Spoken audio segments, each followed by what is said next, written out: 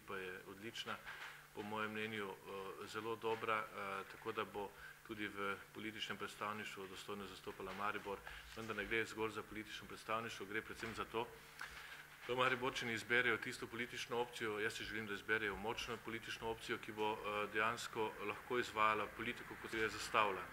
Najbolj se bojim tega, da bi na teh volitvah ponovno Slovenci zbirali dokaj razpršeno, da bi veliko glasov ostalo torej nepokritih z strankami, da bi se potem razdeljevalo in da bi imeli preveč političnih opcij v parlamentu, kar bi seveda zahtevalo spet raznolike koalicije, vse to bi pa seveda povzročilo, da vladna ekipa ne bi bila dovolj močna.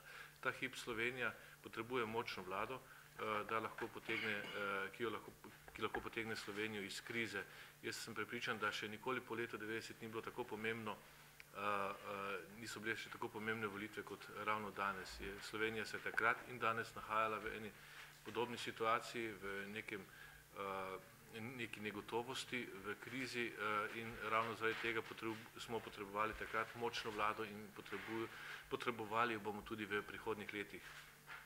Naš predsednik je že predstavil glavne značilnosti našega predvolilnega programa. Jaz tudi mislim, da je program fenomenalno napisan, da še takšnega nikoli nismo imeli, ker je izjemno konkreten, 10 plus 100, 10 konkretnih ukrepov za prvih 100 dni, ki so zelo pomembni, vas prosim, da si jih preberete. Vlada, če bi jo mi oblikovali, ne bi potrebovala 100 dni miru, ampak bi lahko takoj pričela z delom. Tudi Slovenija se ne more privoščiti 100 dni mirovanja oziroma tudi nobena vlada 100 dni miru. Druga taka primerjalna prednost, ki jo ima SDS na teh volitvah pred ostalimi konkurenti, je seveda ekipa, ki je več ali manj podobna, torej bodoča vladna ekipa oziroma naša ponudba, podobna tisti izpred nekaj let.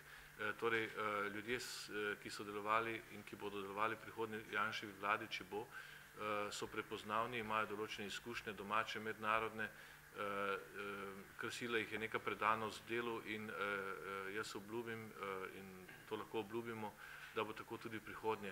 Volivci, če bi glasovali za SDS, ne bi glasovali za mačka v žaklju, vejo točno, kaj lahko pričakuje in kakšen odnos bo imela politika oziroma izvršna oblast do programa, ki ga tudi pripravila.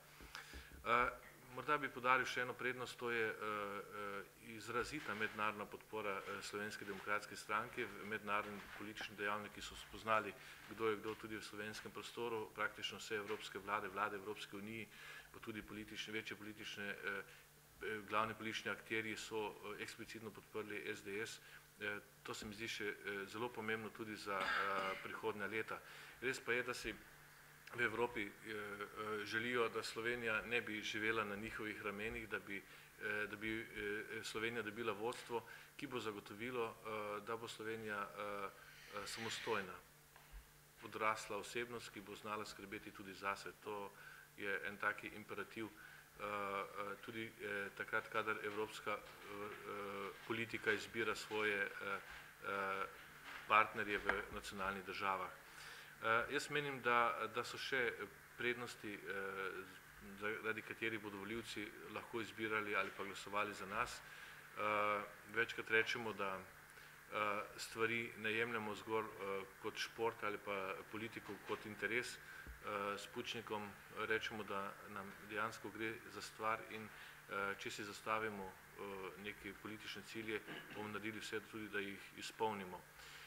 Tisto, kar je pa za Maribor pomembno, pa je to, da mu želimo tako v parlamentu kot z neko močno vlado zagotoviti nov razvojni preboj in temu cilju smo mi vsi tukaj, danes tukaj sedimo, zavezani.